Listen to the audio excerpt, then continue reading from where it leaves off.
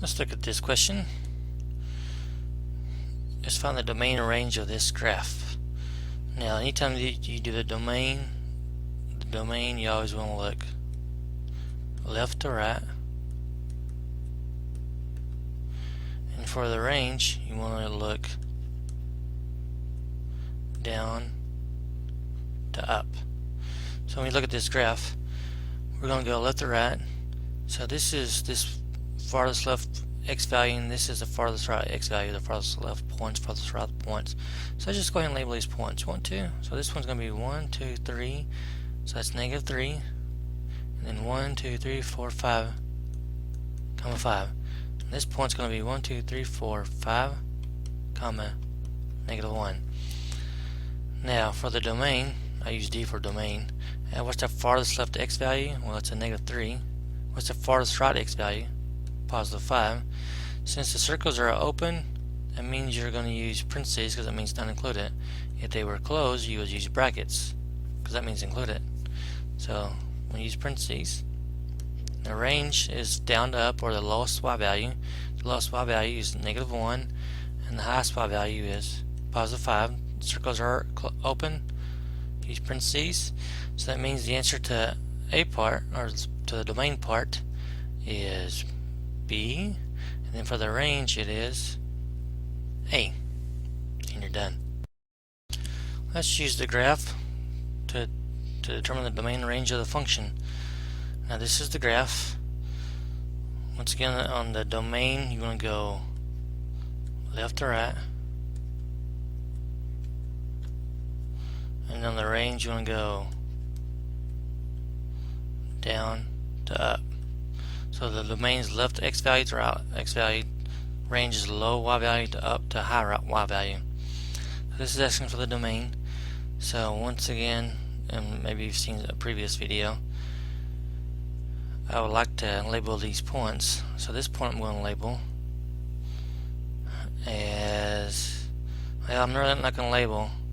I could label these, but this and this I really can't label because I don't know what the x values are.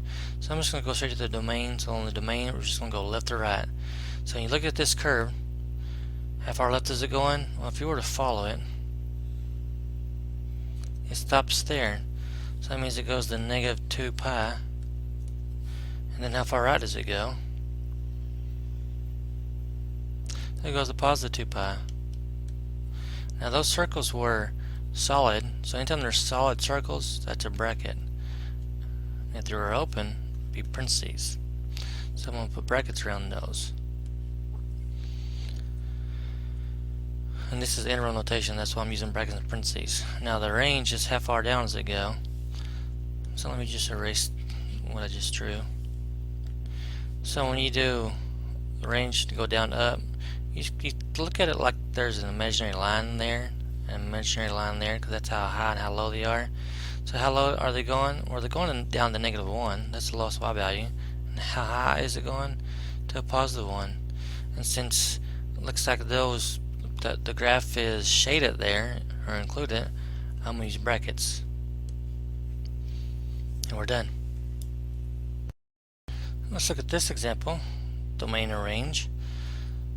On the domain, another way to think of it, I may have said this in previous videos, is leftmost x value to the rightmost x value. And then for the domain, or that is the domain, for the range, is the lowest y to the highest y. Hopefully you can read that. So what I'm going to do is I'm actually going to label some points. I'm going to label this point. This point looks like it's -5, -1. Anytime I can label points, I'm going to label points. This point is 1, -1. And this point is -2, -4. So when we do the domain, I'm actually just looking left to right. So if you want to draw like a line, let's draw a red line. This is how far left it goes, and this is how far right it goes. So how far left is it going? looks like it's going to -5 to me. How far right is it going? That's a +1. This whole line represents a 1. Plus, if you look at the points, you'll see that -5 and you'll see that 1. Now, the question is, are those points included? Well, brackets mean solid, or included, solid dot. Parentheses means open dot. Since those have a solid shaded in dot, we're going to use brackets around each one of those. Now, let's look at the y values, the range. That's the highest, as high as it's going, and this is as low as it's going. You can actually use the x-axis as a reference. Looks like it's going down to -4. Looks like it's going up to -1. And those points verify that, because the lowest point is lowest y value is -4, highest y value is a -1. Those are all included. Bracket. And it looks like that we are done again. For this problem, we're going to be using a graphing calculator to graph this function, even though you really should be able to graph it without a graphing calculator and be able to find all the answers as far as domain and range is concerned, because we know that the absolute value of x is a v-shaped. We know that -4 takes it down 4. So if you look at your choices, v-shaped up down 4, that's going to have to be that one, because we're assuming these are going by 2's. That's what that means. Now, on your calculator, you go to y equals absolute value. I'll have to go to the catalog because that's the easiest place to find it, because it's the first thing that pops up. ABS stands for absolute value. That was your second. 0, which is catalog, and the first thing that pops up is ABS. See the arrow, hit enter, and you see those absolute value signs. Then you type in the x, then we'll move over, then type in -4, and then just graph it. So it's a big old V down 4. So looking at this graph, and since we are looking at the graph, what we're going to do is, well, you can use these scales, because these scales, what that means is you're still going to have the same kind of look. It's just that when you do the window scales, you change it to 2. And you look at the graph, we're counting by 2's.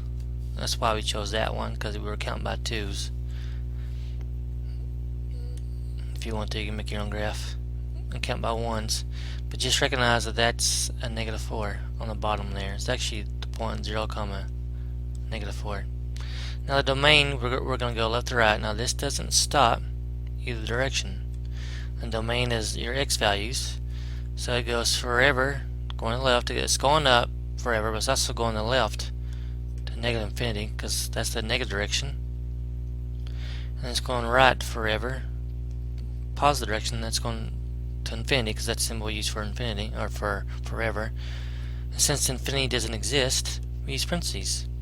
-infinity, positive infinity. Now the range is the lowest y value, because the range represents the y value. So the lowest y value is a -4, and the highest, it goes up forever to infinity. Infinity doesn't exist. The -4, does it exist? Yes, it does. The curve, or the shape, has a dotted line. The graph is drawn going through 0, -4. So we use a bracket in that case. And that's it.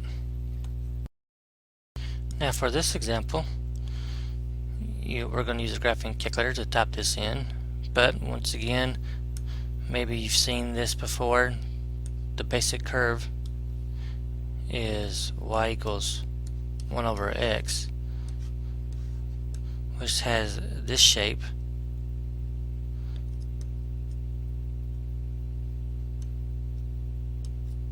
Something similar to that. I use the blue so you can see what the curve is. Now if you take a good look at it, we're looking for the domain and range. Domain's left to right. Now what's happening is that it's getting closer and closer from the left to the right to the y-axis, but the y-axis has x values that are all 0, but it never gets there. So that means the 0 is not included in the x's, and also for the range, the zeros aren't included either. Now what this -3 does, it moves the whole curve to the right 3. So if we do 1, 2, 3, and then draw a curve, it's going to look something like this. Something like this. And there's like an imaginary line there. So it never gets close to 3. What it comes down to. Now if we use our graphing calculator to type it in, we type in 1 divided by, make sure you use parentheses, x minus 3 if it doesn't have a fraction feature. That's how you want to type it in. You look at the graph. Now it looks like it may be stopping forever, but it's not. It keeps on going forever, to the left and to the right, down and up. But notice there's a issue at x equals 3, if you can see that. If you look at the table, you'll see something about x equals 3. There's an error, which means it doesn't exist. If you do trace 3, enter, you won't see a value for the y, because that's because it doesn't exist.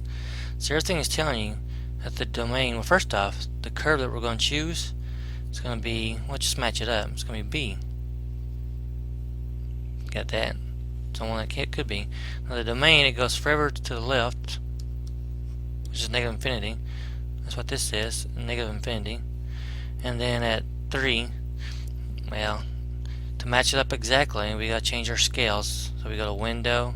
I hit window to bring this up. Change the scale to 2. I'm not a big fan of changing these, but I only do it because the problem says to. And that's where it says to right there. That's the reason why I'm doing this. Yeah, because what it does is it's on the scale of 2, it knocks off that 3 that's easy to see. So if it were me, I'd hit zoom 6 and keep it at 1s. That way you can see the 3 a whole lot better on the graph, as far as it not being defined there or existing. So it's at 3s where we have an issue. That's what I have up here. So, but does it ever get to 3? No. So we use parentheses, because parentheses means not included. Infinity doesn't exist, so we have to not include that one either, and we use the parentheses. And then it jumps over the 3, still doesn't include it, and it takes off again to infinity, forever and ever and ever. And use parentheses because it doesn't exist. Now we need a symbol in between these two. The symbol we're going to use is a union symbol. Big old U. Union. Now the range is how far down and how far up. So how far down is it going? Well, it's going forever to negative infinity. Looks like an 8, doesn't it? But it's not. It's a sideways 8. And it gets closer and closer to the x-axis, but it doesn't get there. And if you follow the y-axis, negative, well, these are counted by 2, so negative 8, negative 6, negative 4, negative 2, 0. It's not getting there. So we use 0, parentheses, jump over it, parentheses 0, and it takes off again to forever up. It's all about reading the graph.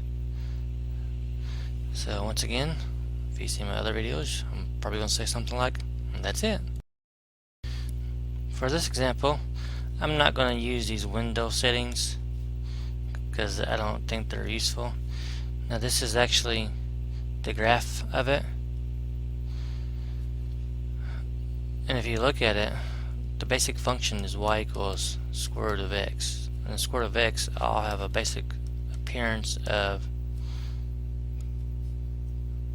this. So what that minus 3 does is it takes that appearance and moves it to the right 3. So that's how you get this. Now the domain is left to right. So how far left is it going? Well, it's going to 3. And how far right does it go? It goes forever to infinity. Now if you look at this notation, what you'll see is you'll see set builder notation, and the main thing you want to look at is the property after the straight line. So which of these represents from everything 3 and bigger? The reason why we all use 3, let me show you why. If you ever have a doubt about an endpoint, I'm going to type this in and look at the graph. Now as soon as I type in, as soon as I hit trace, I have to use the trace button. I hit 3, enter, I get an answer. That means that x value is included in the domain because we got an answer. Now if I had hit 2, hit enter, I see nothing. That's why 2 is not included. When I hit 3, enter, 3 has an answer. So what that means is I'm looking for a property on x such that it includes 3 and every number bigger than 3. Well, the one that has that is this d, x greater than or equal to 3. So that's the domain. Now the range, and once again the domain is the x values. Now the range is the y values. So how far down does it go? Well, that point is actually 3, 0. So the smallest y value, the lowest y value is 0, because that's a y, and it goes up forever and ever and ever to infinity. So out of all of these, and by the way, we know it's 0. 0 is included because we see it as a point on our graph. So since 0 is included, and it goes forever up, which of these choices involves 0 and everything bigger than 0? Yep, has to be this one, and we're doing y's because, like I said, the range is the y values. So this is the answer then. Answer is B. That's it. For this example, we're actually going to graph f of x equals negative x squared plus 4x minus 4. We're going to use a graphing calculator. Even though you may not need to, I'm going to. Negative x squared plus 4x minus 4 graph. Now, once again, I could change the window scales. I'm not going to. I don't like to. I'm just going to try to match it up based on the choices here, and it's going to be this choice. This is going by 2s, 2, 4, 6, 8. These are going by 1s. Now the domain is how far left, how far right. So if you take this curve, it actually extends. It keeps on going forever. Even though it's going down, it's still going to the left. Well, how far left is it going to go? Forever. Call that negative infinity. And how far right will it go? Forever to positive infinity. So the domain is negative infinity to positive infinity. And that's it. The infinity is not included, so I use parentheses. Now the range is the y values, and y values go down and up. So how far down is it going? And when you look at this graph as it goes down, you take it as a whole graph, and the whole thing is going down to negative infinity. Always go down to up. Now how far up is it going? Well, what's the y value there? Like I said, it's the y value. The y value looks like it's going to the x-axis, and on the x-axis, the x values are going to be any x number, any number, but the y is going to be 0. That's a number symbol, by the way. Let me erase that. Let me erase that and draw that a little bit better. That's what I was trying to draw. So the highest y value is 0, and is it included? Yeah, it looks like it's touching it, so it's included. Now if you really want to see what that point is and you're not for sure, I'm going to show you what to do. There's all kinds of ways, but since this is a parabola, hopefully you've heard that word before, I'm going to go to second trace, which is the calculate key, and that's a maximum value. So I'm going to hit 4 for maximum. And that's for left bound, right bound. Left bound just means to go to the left of that point and hit enter, which this already is, so I'm just going to hit enter. On right bound, you can move it over. Using left and right arrow keys only, not up and down, only left and right. And once it goes past that maximum value, maximum point, we hit enter. And then just hit enter again. Where it says guess, just hit enter. And now, it does something strange, but I'm going to tell you what that is. Anytime you see a number like that, that's a 2. It looks like it's really close to 2 because it is. Anytime you see this negative 5.4 e to the negative 12, the e to the negative 12 is nothing but scientific notation, which means you're going to take that decimal, move it 12 places to the left. So you're going to have this negative 5 and then 11 zeros in front of it, and then the decimal, which means it's 0. That's what that means. If you go to the table, you'll see that point, 2, 0. So I just wanted you to see how to find that point, just in case, if you're wondering, just using a calculator. That's it.